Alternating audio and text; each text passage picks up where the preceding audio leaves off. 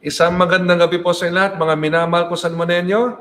Ito po ang lingkod, Mayor Francis Zamora, at itong ating kwentuhan sa linggong ito. At alam ko po, medyo gabi na at hindi rin po Lunes ngayon. Ito po ay dahil grabe po ang naging schedule po natin for the entire of last week and this week. In fact, in the recent months, no, grabe po ng pagrabe ang schedule natin sapagkat ang ating mga tungkulin po ay dumadami rin at bumibigat kung kaya't mas madami rin po ang ating mga nagiging responsibilidad. At una sa lahat po, no, nais kong banggitin sa inyo ng aking anak at special assistant to the mayor na si Rocco Zamora ay magdiriwang ng kanyang kaarawan bukas, March 6. So, sa aming anak ni Kerry na panganay na lalaki na si Rocco, happy birthday in advance. Nako, ilang oras na lang. 4 hours na lang, Rocco. Birthday mo na.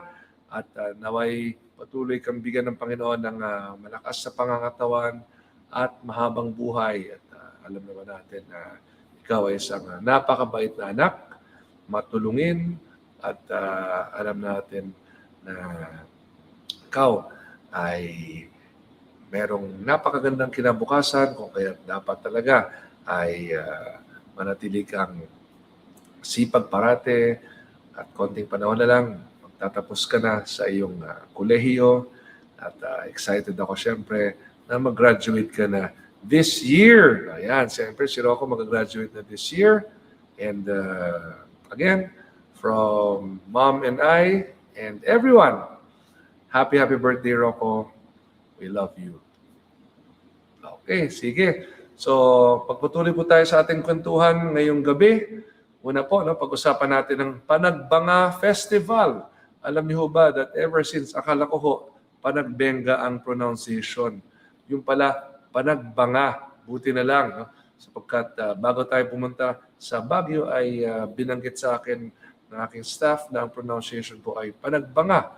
At tayo po ay nakisa sa kanila pong Panagbanga Festival. Kasama po ang ating kaibigan at League of Cities of the Philippines National Advisor, ang mayor po ng Baguio City na si Mayor Benji Magalong. So, Mayor Benji at sa inyong napakabait na may bahay na si Arlene at sa lahat po ng minamahal nating mamamayan ng Baguio, maraming salamat po sa pagkakataon ito na aming naranasan po sa unang pagkakataon ang Panagbanga Festival. So, alam niyo, no, nung una kong nakita yung mga floats, so, nung nalapitan ko po ito, ang unang sinabi sa akin ni Mayor Benji Magalong, Mayor Francis, totoong mga bulaklak yan.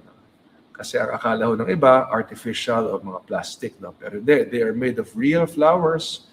In fact, may nakita akong float made of real strawberries. Sabi ko, wow, napakaganda at napakagaling, no, ng pagpapagawa ng mga to. At tunay na papahanga ka sa paraan kung paano nga nila sinet up ang mga floats na ito. At napakaganda po talaga. And of course, to the people of Baguio, thank you very much for giving us opportunity to experience the Panagbanga Festival. At ginamit na rin namin ni Kerry ito bilang pagkakataon na mag-date ng konti dahil noong September 28, 2001, dito po kami kinasal sa Baguio City. Yan po, yan ang itsura namin. Almost 25 years ago. So yan po ay sa loob ng Baguio City Hall, sa Mayor's Office. I'm just not sure kung ito pa rin yung City Hall ngayon at Mayor's Office dahil almost 25 years ago po yan. Pero yan po, kami ni Kerry sa aming civil wedding. At yan po si Mayor Bernie Vergara ng Baguio City. Ang mom ko po ang nakatalikod dyan. No? At yan po ay sa loob nga ng Mayor's Office ng Baguio City Hall. So, Baguio will always be very special to us dahil dyan po kami kinasal. At sina Kerry po at ang kanyang pamilya ay may munting tahanan din po dyan sa Baguio. At every now and then, we go up to stay there in Baguio City dahil talagang magandang weather, maganda po yung atmosphere, the environment is very conducive to be able to rest and relax a little. At talagang kakaiba po ang experience din sa Baguio po kami. Right after Baguio, tayo po ay tumungo naman ng lalawigan ng La Union, kung saan tayo po ay nakisa sa 176th founding anniversary po ng lalawigan ng La Union. At tayo naman po inimbitahan ng ating kaibigan at dati na hong nakasama na ngayon po ay gobernador na si Mario Ortega. So previously pumunta tayo ng La Union about 2 years ago. Siya nung panahon yon ay Vice Governor at ngayon po ay Governor na. So to our dear friend, Governor Mario Ortega of the province of La Union, isang pagbati po sa inyo at pasasalamat sa inyong pag-imbita at mainit na pagtanggap po sa amin.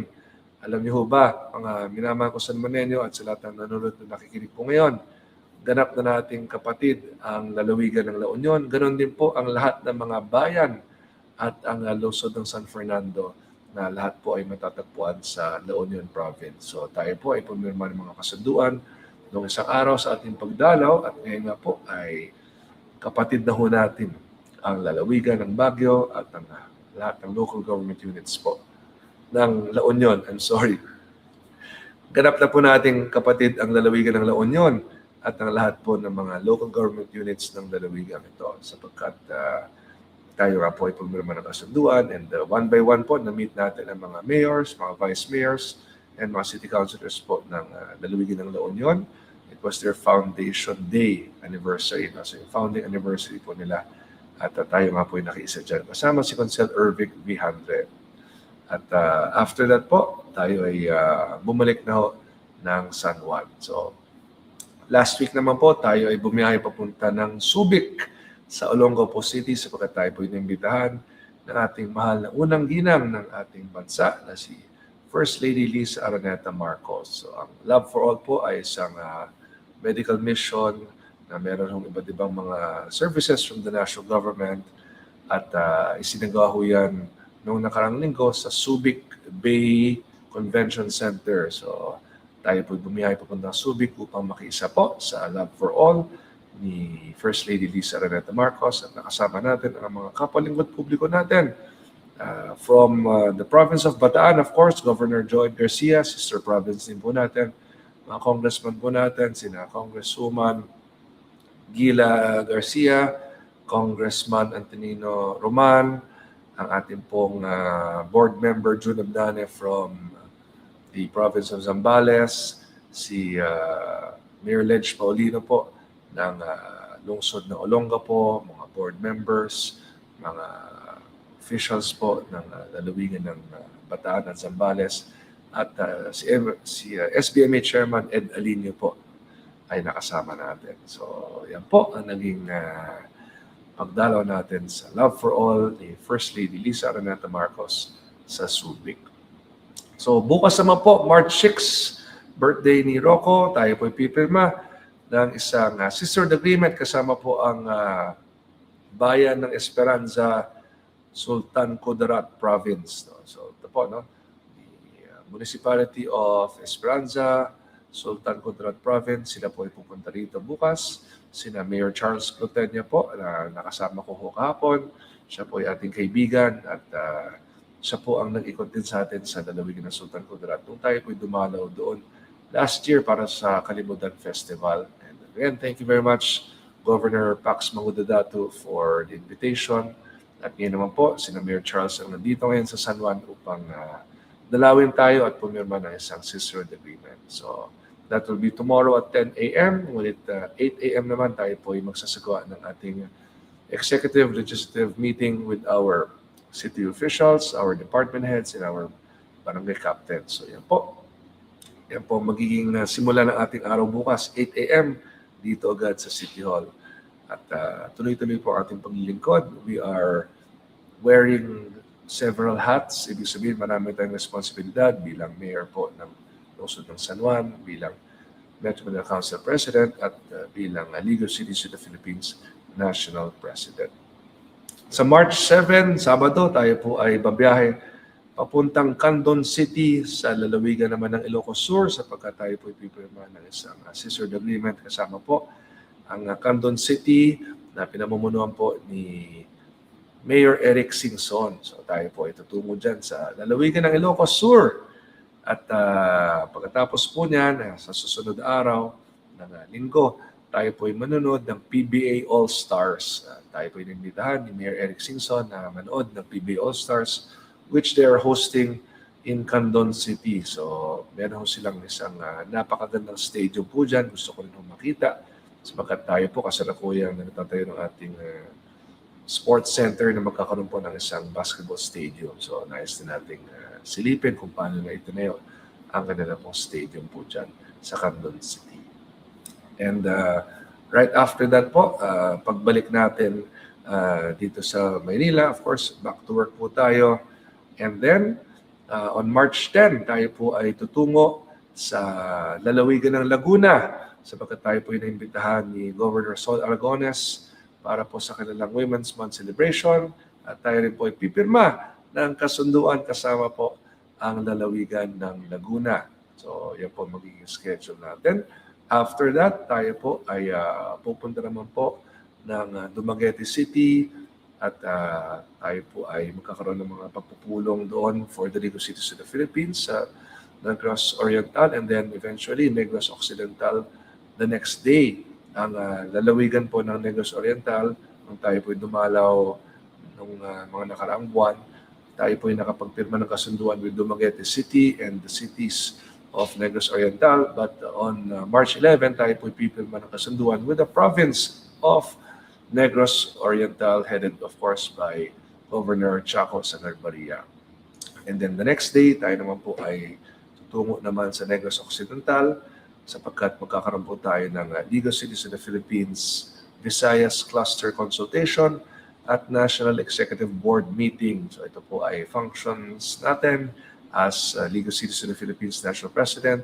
Ang ginagawa ho kasi natin bilang Pangulong ho ng LCP, tayo po ang dumadalaw sa mga cities in the provinces dahil gusto ko nating tayo mismo ang pumunta ron para makita natin ang kanilang magandang mga ginagawa, mga bagay na pwede natin matutunan, mapag-aralan at mabalik dito sa San Juan. So alam niyo no, yung best practices, yung mga magandang mga ginagawa ng mga lungsod, mga bayan at ganoon din ng mga lalawigan dapat natututunan po natin upang naisasagawa natin dito sa ating lungsod. And vice versa, yung mga munting magandang nagagawa natin, yung mga munting magagandang nagagawa natin ay nababahagi din po natin sa kanila pag tayo po dumadalaw sa kanila. So we will be there in Negros Oriental and Negros Occidental from March 11 to 14 at tayo po ipirma ng kasunduan din bilang magkapatid with the province of Negros Occidental headed by Governor Bong Lacson. Ganun din po ang mga lungsod at bayan ng Negros Occidental ay pipirma din po tayo ng kasunduan kasama po nila. So yan po ang mga magiging schedule natin sa mga darating na araw. At nitong nakaraan nga po, tayo ay pumunta dito po sa University of the Philippines sa Executive House. Ito po yung tahanan ng presidente ng University of the Philippines, si Attorney Gigil Jimenez. The President of UP, Attorney Angelo Gigil Jimenez, kasama po. Of course, ang ating rockstar. Rockstar siyempre sapagkat sikat na sikat lalo-lalo na pagdating sa usaping sustainability, yung ating pong environmental protection, pagdating po sa pag-ibsan ng pagbabaha. No? Si Dr. Mahar Lagmay ng Project NOAA. Siya po ang Executive Director ng UP Resilience Institute. At kasama rin po natin ang Director ng NCTS. Ito naman po yung National Center for Transportation Studies. Lahat po yan ay nasa ilalim ng Universidad ng Pilipinas.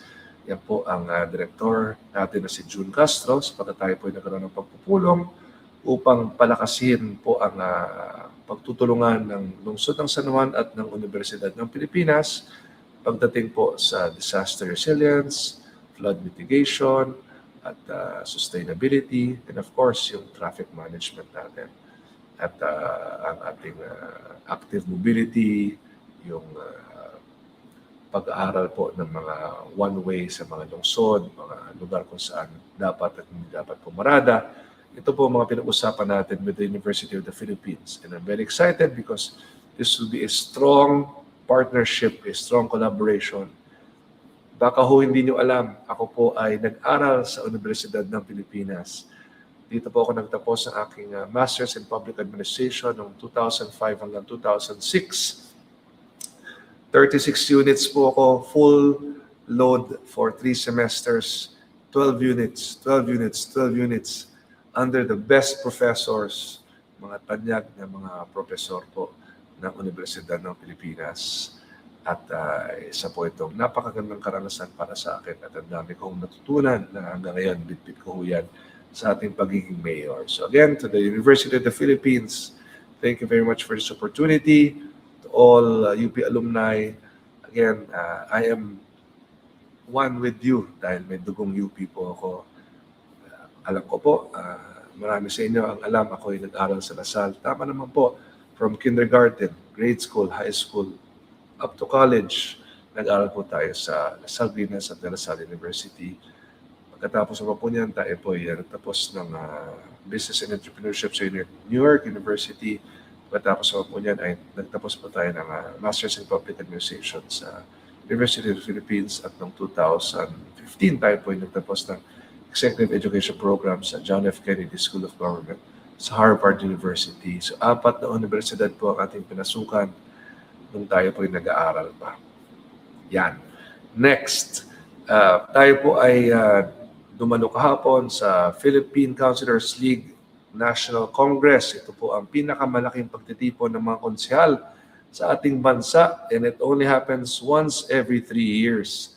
So tayo po ay naimbitahan ng PCL na ngayon po ay pinamumunuan ni National President Councilor Benji Abalos ng Mandaluyong City, and of course, ang nagbabalik na National Chairman, Attorney Raul Coro, Councilor din po, of course, at siya po ang forever na tumutulong po sa atin talaga. Napakabait ni Chairman and Councilor Coro, at of course, ni President Benji Abalos, at lahat ng mubo ng PCL board, and of course, all the councilors from all over the country. Kahapon po, libo-libong konsel po ang ating nakasama.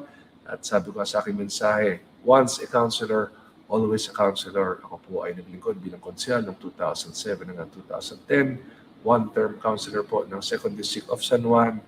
And of course, I will always be a councilor. So sa lahat po naman konsehal na nanonood at nakikinig ngayon, isang pagbati po sa inyo. Yung mga picture natin, ipopost ko na sa Facebook. Paki-check na lang po.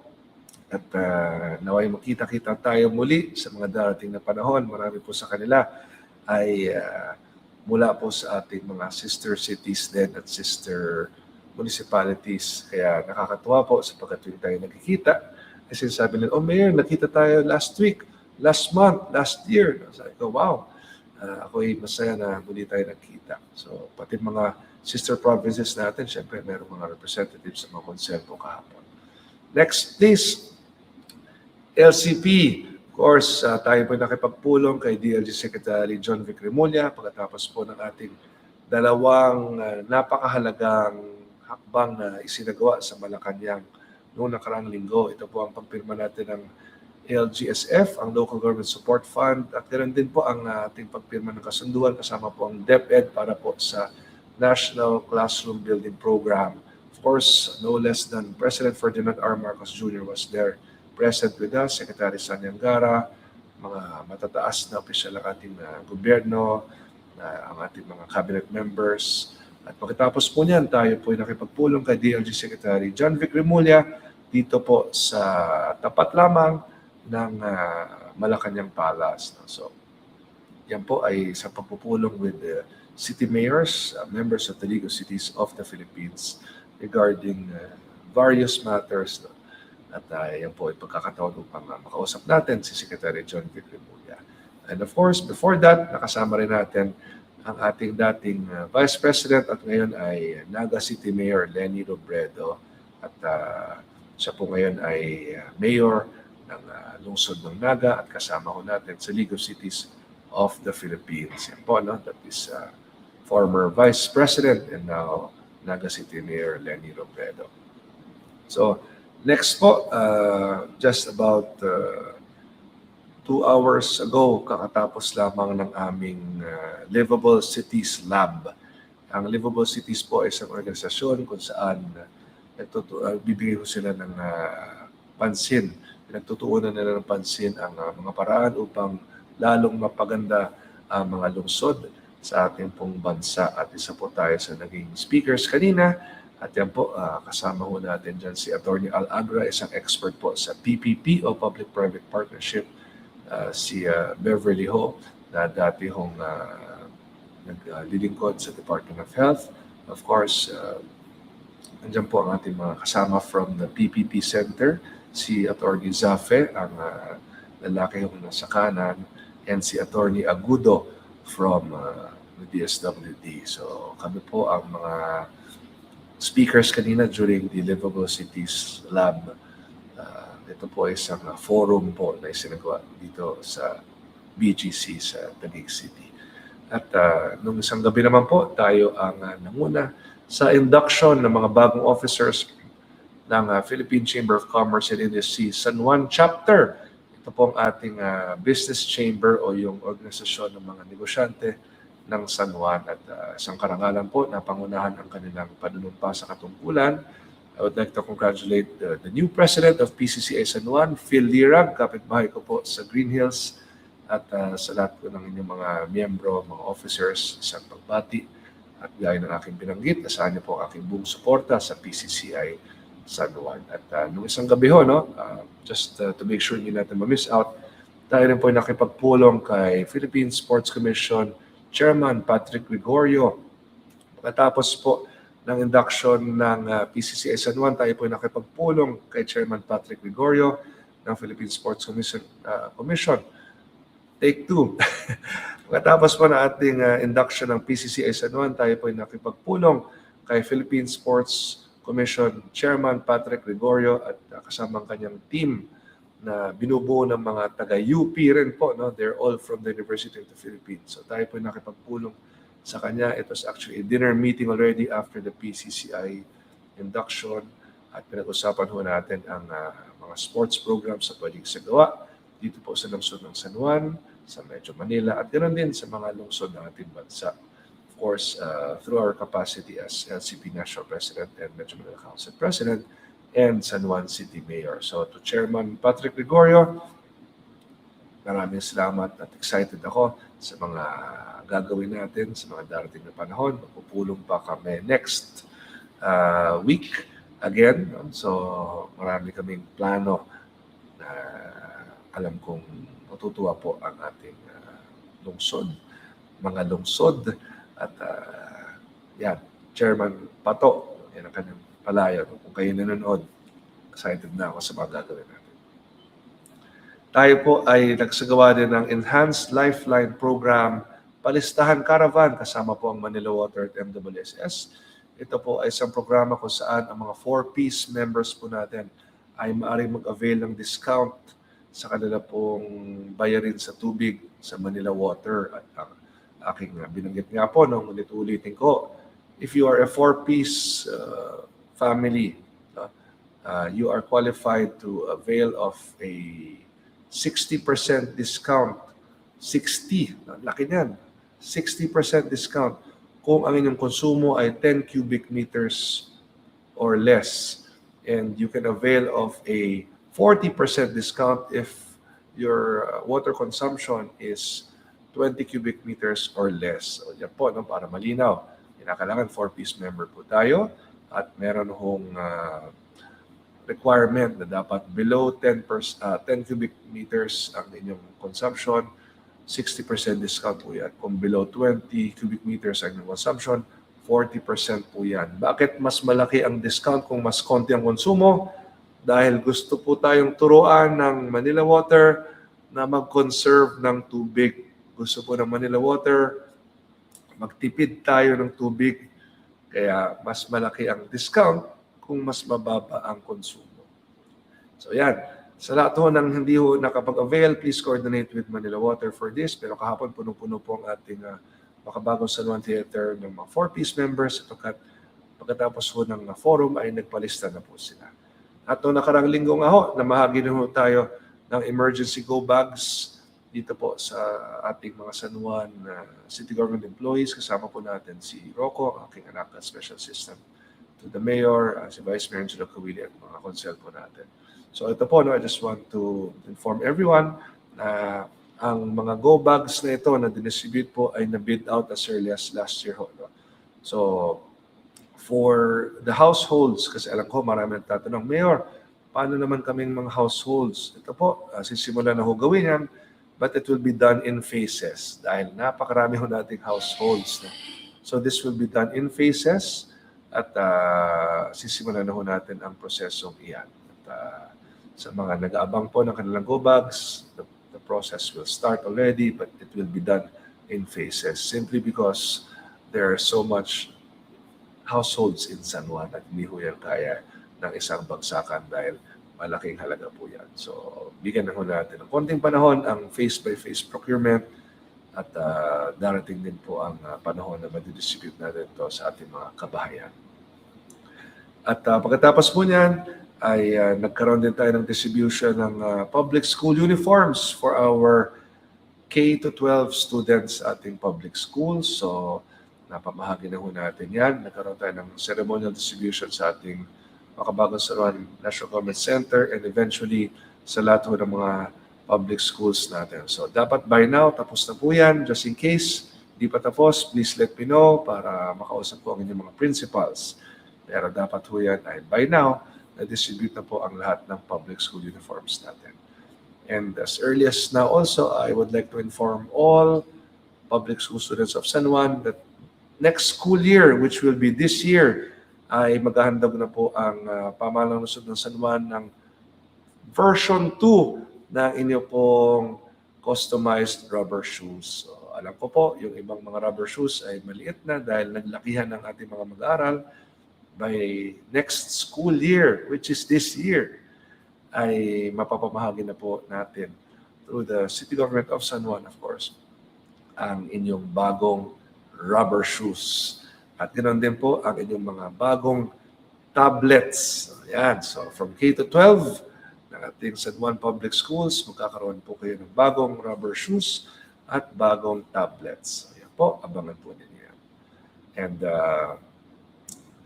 nais din natin siyempre bumati ng isang belated happy birthday kay Kapitan Ponggi Venal ng Barangay Pasadena at si Rocco po nag-attend ng kanyang kaarawan para sa akin sapagkat tayo nga po ay maraming mga tungkuling ginagampanan ng mga panahon yun kung kaya't si Rocco po ang nag-attend para sa atin.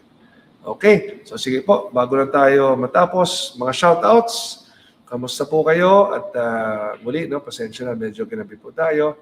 Shout out Marivic Tanay Caroro. Happy birthday, Rocco. Thank you po, Marivic. Papaabot ko kay Rocco ang inyong pagbati. So, thank you very much. Regina Ibanez, thank you, Mayor Francis Zamora, sa new set ng uniforms. Nakatipid sa mga magulang po yan. Sorry, napakalaking tipid po yan sa mga magulang. So, yes, very welcome, Regina. At ganoon din sa lahat ng nakatanggap ng uniforms. Ito, tanungin ko po kayo at maging honest naman kayo. Dati po ba, noong mga nakaraan, meron po bang libreng public school uniforms? Meron po bang libreng customized rubber shoes?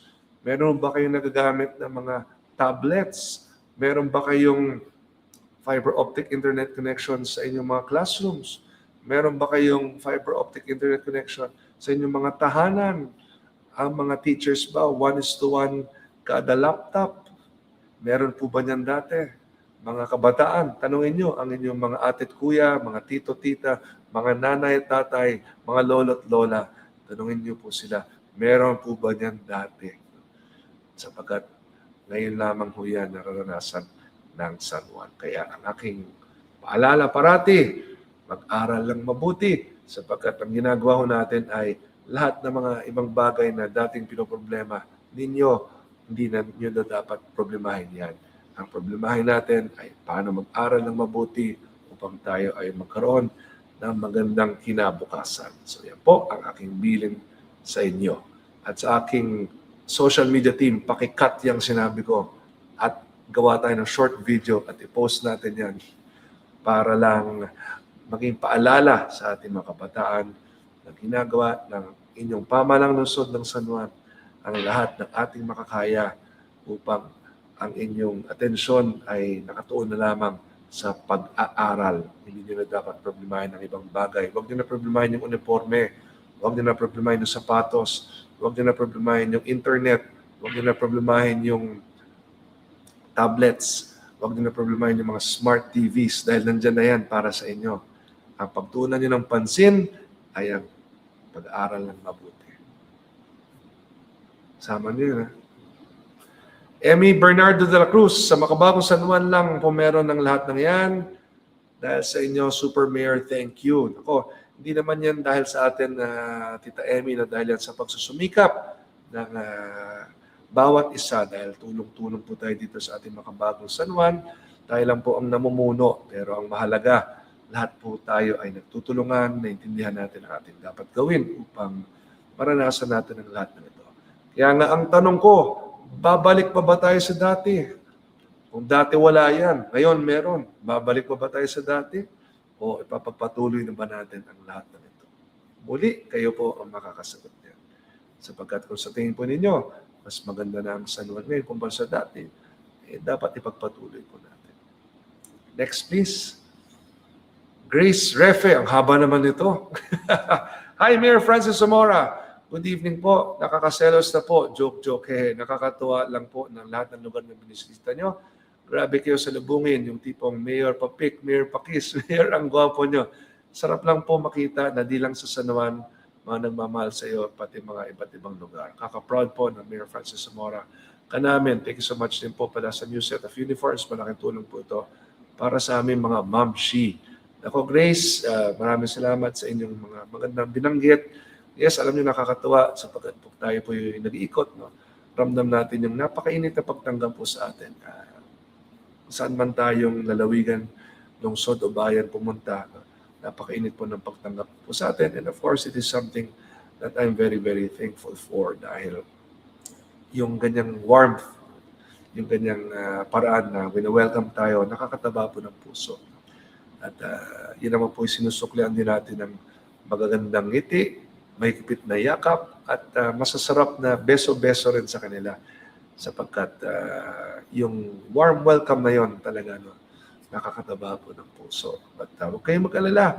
Alam niyo naman po na kahit tayo po yung umiikot sa iba't ibang bahagi ng ating bansa, mahal na mahal ko po ang lungsod ng San Juan. At I will always be here for you, my dear San Juaneños. Bagamat patapos na po ang ating termino bilang mayor, nandito po rin po tayo parati para sa inyo. Okay? So, sige po. Sa ating pong pagtatapos ngayon, nais kong magpaalam na ho sa ating Facebook Live. Hindi pa magpaalam ha, bata pa ako.